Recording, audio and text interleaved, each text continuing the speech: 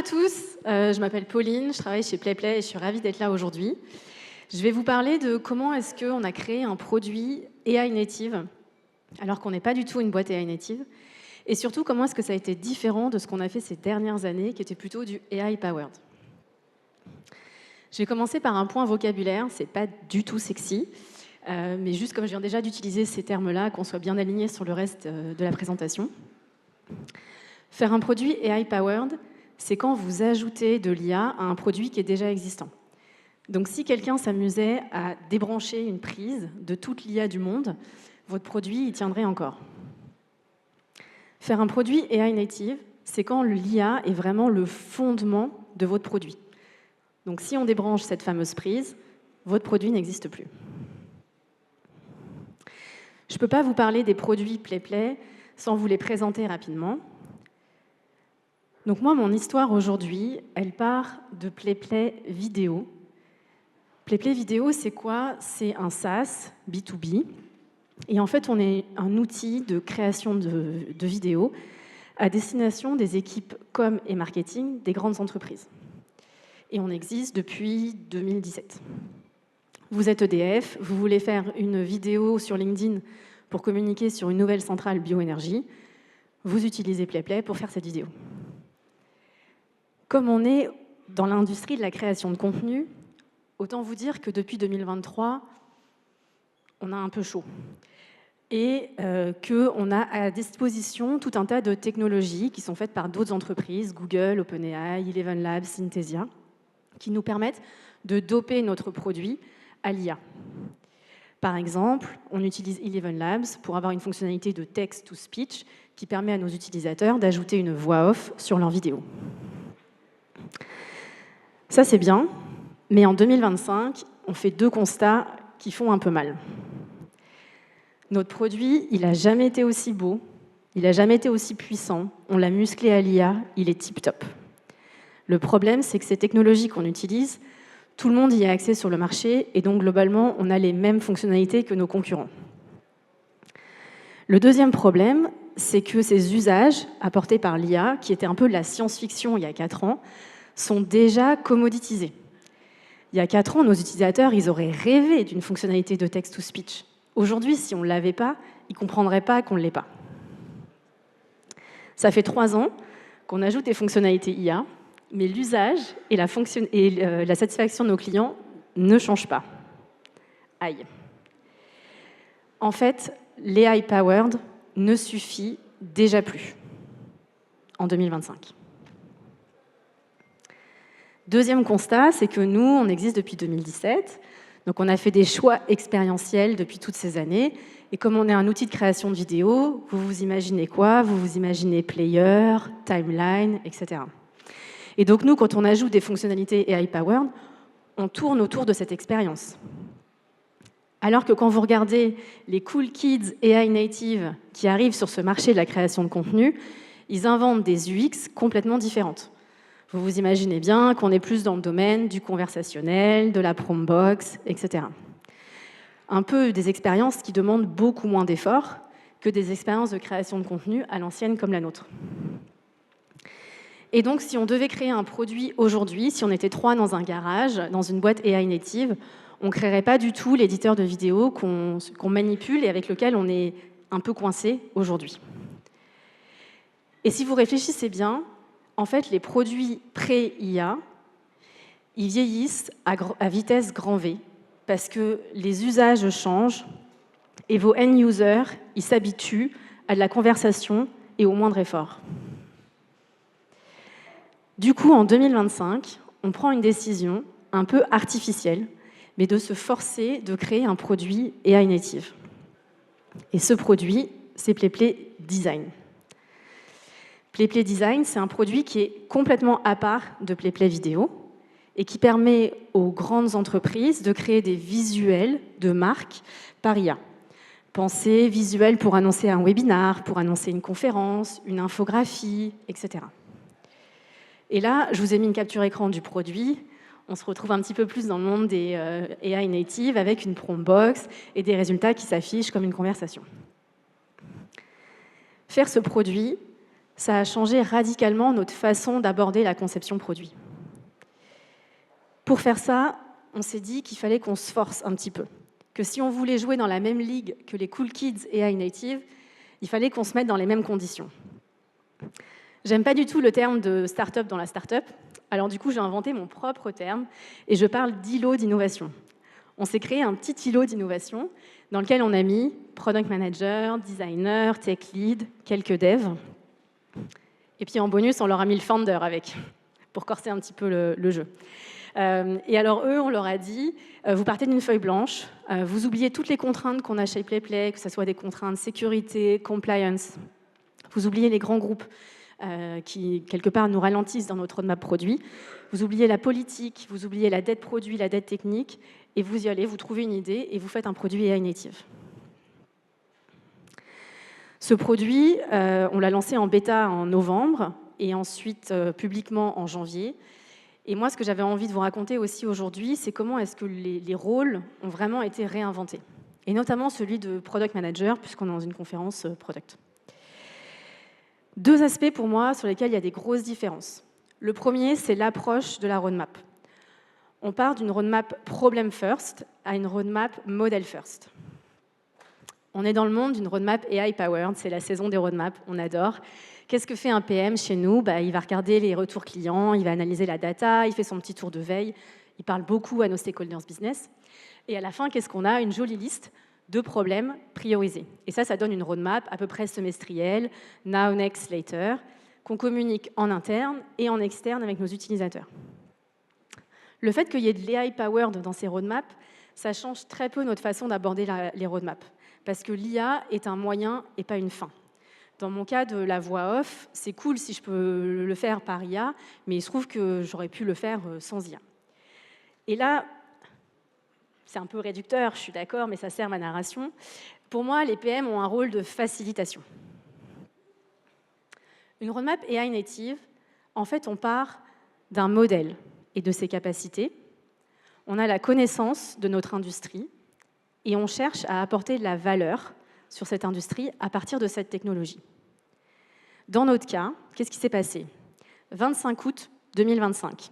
On rentre de vacances, on est bronzé, on est détendu. Mais là, il y a Google qui a décidé de sortir Nano Banana. Nano Banana, c'est quoi ? C'est le nouveau modèle de génération d'images de Google. Comme on a des gens dans un îlot qui ont pour mission de faire du AI native, ils sautent sur cette news. Et en fait, ce qu'on comprend très rapidement en quelques heures, c'est que cette annonce, elle est majeure. Parce que les modèles de génération d'images viennent de passer un cap. Là où ils étaient très bons à faire de l'illustration, donc le perroquet sur la Lune, ils vont devenir bons vraiment à créer des vrais visuels, à avoir des compositions graphiques, à gérer des textes, etc. Et ça, nous, on a l'intuition que ça peut beaucoup nous intéresser parce que nos utilisateurs, ils passent leur journée sur Canva et Photoshop à faire des visuels pour LinkedIn. Donc notre PM, il va passer tout de suite des heures et des heures à prompter et à vibe coder pour savoir si cette intuition, elle a un vrai potentiel.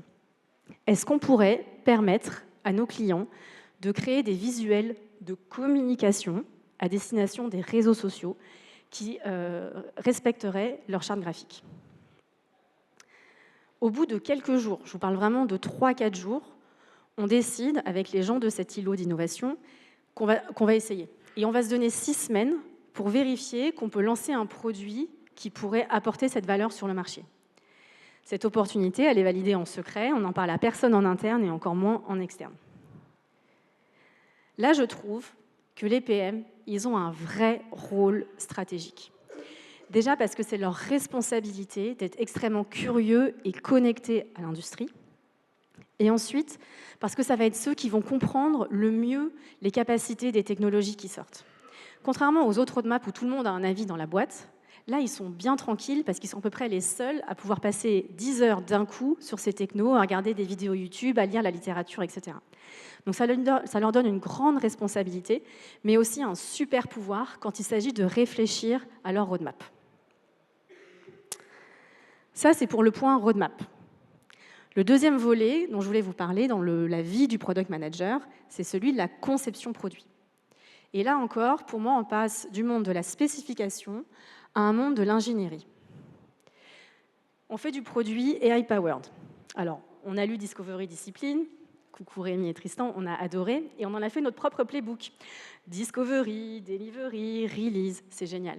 Et quand on fait de l'AI-powered, finalement, ça change très peu ce playbook. Alors oui, il faut réfléchir à quelle technologie on va s'interfacer. Parfois, il faut mettre en place un RAG. Parfois, il faut écrire du prompt. Mais bon, globalement, notre process, il reste le même. Et la façon dont on travaille en équipe, elle ne change pas beaucoup. Un peu provoque, PM égale Spec Master dans ce cas. Maintenant, on passe à notre produit AI native. Toute la valeur de notre produit, c'est de dire qu'en entrée, l'utilisateur va nous donner un user input. Il va nous dire, moi, je voudrais créer un visuel à destination de LinkedIn pour partager la citation d'une de mes dirigeantes. Il va nous mettre la photo de sa dirigeante, des éléments de sa charte graphique, éventuellement des visuels dont il veut qu'on s'inspire. Et en sortie, nous, on va lui donner 3 beaux visuels avec des compositions un petit peu différentes, qui respectent sa charte graphique et qui peut télécharger pour mettre sur les réseaux. Entre les deux, il y a un vrai système de tuyauterie qui est en fait un enchaînement de modèles et de prompt système. Et c'est ce qui va permettre de passer de l'input utilisateur à l'output. Et ça, c'est le cœur de la valeur de votre produit, c'est vraiment le moteur, et c'est les PM qui en ont la responsabilité. On parle de product builder dans la communauté. Moi, je trouve que là, il y a un vrai rôle d'ingénierie pour créer tout ce système. Concrètement, ça veut dire quoi dans le quotidien d'Antoine, qui était PM sur ce produit? La première chose qu'il a faite, c'est qu'il a passé beaucoup de temps à tester les modèles de génération d'images. Je vous ai parlé de Nano Banana, mais en fait, ce n'était pas le seul. C'était la plus médiatique, la mise à jour la plus médiatique. Mais on s'est rendu compte qu'il y avait Rive, Recraft, Flux, Ideogram, bien entendu GPT, qui avaient beaucoup progressé sur la création d'images. Et donc, le PM a passé énormément de temps à les tester. Et là, l'enjeu, c'est de sentir un peu la vibe de chaque modèle. Parce qu'il y en a qui vont être très bons pour écrire des textes. Il y en a qui vont être très bons pour faire des visuels qui respectent les photos d'humains. D'autres qui vont être meilleurs pour faire des visuels qui respectent les produits, si vous voulez faire une publicité. D'autres qui vont être très bons en composition graphique et qui vont faire des visuels magnifiques. Et donc, le premier exercice, c'est de sentir tout ça et ensuite de construire ce fameux système de tuyauterie en se disant, OK, donc là, pour ce cas d'usage-là, on va prendre ce tuyau, on va faire appel à ce modèle et ce modèle, mais pour un autre, on va prendre un autre tuyau et on va faire appel à d'autres modèles. Et parfois, on va même essayer de les faire collaborer ensemble. Donc ça, c'est le premier job du PM AI Native. Le deuxième, c'est d'écrire du coup tous les prompts systèmes qui vont s'adresser à ces modèles dans notre système de tuyauterie. Là, il y a beaucoup de boulot. Il y a beaucoup de boulot. Parce que dans un produit comme Playplay Design, aujourd'hui, on a plus d'une trentaine de systèmes prompts. Donc forcément, ça, c'est la responsabilité du PM, un petit peu aidé par les techs, mais ça l'occupe. Et d'ailleurs, en fait, pour faire ça, pour construire ce système de tuyauterie et écrire les bons prompts, il a été obligé de se vibe-coder des interfaces jetables. Parce que jouer dans les playgrounds, c'est bien, mais ça a vite des limites. Et puis en plus, on ne peut pas trop combiner les modèles dans les playgrounds. Donc, avec l'aide des techs, il s'est créé des interfaces pour pouvoir gérer qu'est-ce que je mets en input, qu'est-ce que j'ai en output, comment ça se passe si je prends ce tuyau ou si j'en prends un autre, etc. Tout ça, forcément, ça l'occupe. Ça l'occupe énormément, le PM AI Native. Donc, ça veut dire que tout ce qu'il fait pareil, tout ce qu'il faisait avant dans le beau playbook qu'on avait, il ne peut plus le faire. Donc, il est pratiquement plus du tout dans les réflexions crafting, expérientielles. Et alors, il n'est plus du tout dans la delivery. Il met plus les pieds dans Jira, il écrit plus une spec. Tout ça, maintenant, c'est uniquement tech lead et dev qui gèrent. Moi, je trouve que du coup, si vous faites ce métier pour créer des produits pour les utilisateurs, là, d'un coup, vous avez un pouvoir énorme parce que vous créez le moteur et le cœur de la valeur de votre produit. Vous ne vous arrêtez pas au spec. C'est un vrai changement, c'est un peu dur, mais pour le coup, je trouve que vous revenez à l'essence de ce métier. Alors, tant que je suis sur scène, je voulais vous partager 2-3 autres trucs qui ont impacté la conception produit. La première chose, c'est côté product design. Les UX des produits AI native sont généralement assez simples. En tout cas, beaucoup plus simples qu'un éditeur de vidéo où vous pouvez avoir 15 features sur une timeline. La complexité ici, c'est d'amener vos utilisateurs à vous donner un bon input. Écrire un bon prompt pour GPT, maintenant tout le monde sait faire, même nos clients qui sont dans les grands groupes, etc. Écrire un bon prompt pour un modèle de génération d'images, c'est hautement plus compliqué.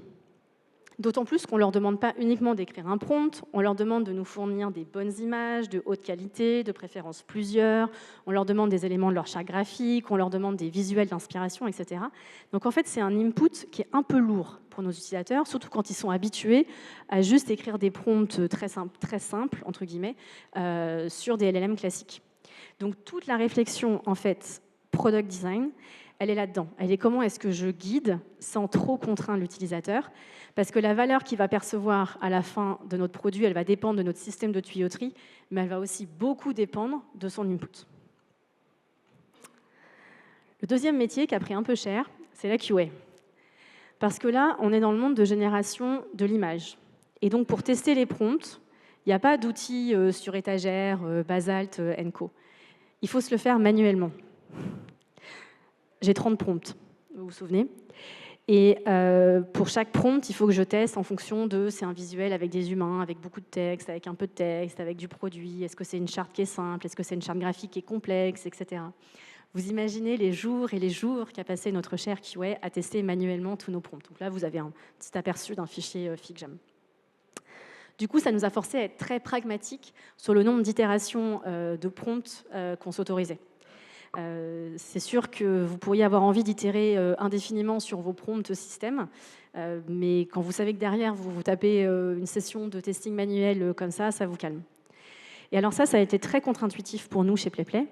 On était déjà habitués au non-déterminisme avec les high-powered.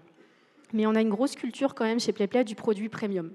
On a un positionnement premium, on vend notre licence plus cher que la concurrence. Et du coup, d'habitude, quand on lance une feature, on est sûr de nous, on a fait une belle feature, bien polished. Et puis si on veut itérer, on itère. Là, en fait, on a dû se forcer collectivement à changer de mindset pour accepter de mettre en prod des prompts qui avaient plein d'angles morts et qui étaient loin d'être parfaits et qui seraient probablement dans une bêta éternelle. Et ça, c'est très différent dans l'approche AI native. La dernière petite chose que je voulais vous partager dans un mindset collectif de conception produit AI native, c'est qu'en fait, votre produit, il dépend tellement de l'IA que vous êtes un petit peu obligé de parier sur les évolutions des roadmaps des autres. En août, quand Nano Banana sort, franchement, c'est très bien.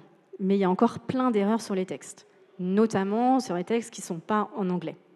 Donc nous, notre premier réflexe d'équipe produit, c'est quoi? C'est de dire, OK, donc après le visuel créé par Nano Banana, on va coder un truc pour pouvoir corriger le texte. Donc on passe 3-4 jours de R&D là-dessus. Et puis au bout de 3-4 jours, on lève la tête et on dit, à mon avis, Google, ils sont en train de travailler sur le problème, parce que c'est quand même un gros problème. Et il se trouve que Google, ils sont plus nombreux que nous et qu'ils ont plus de moyens. Donc on va attendre qu'ils règlent ce problème pour nous. On a eu beaucoup de chance, parce qu'ils ont réglé le problème en novembre, quelques jours avant la sortie de notre bêta. Merci Google. Donc là, on a fait un pari qui a été payant. On a été obligé de prendre d'autres paris sur d'autres modèles. Et parfois, on est encore en train d'attendre.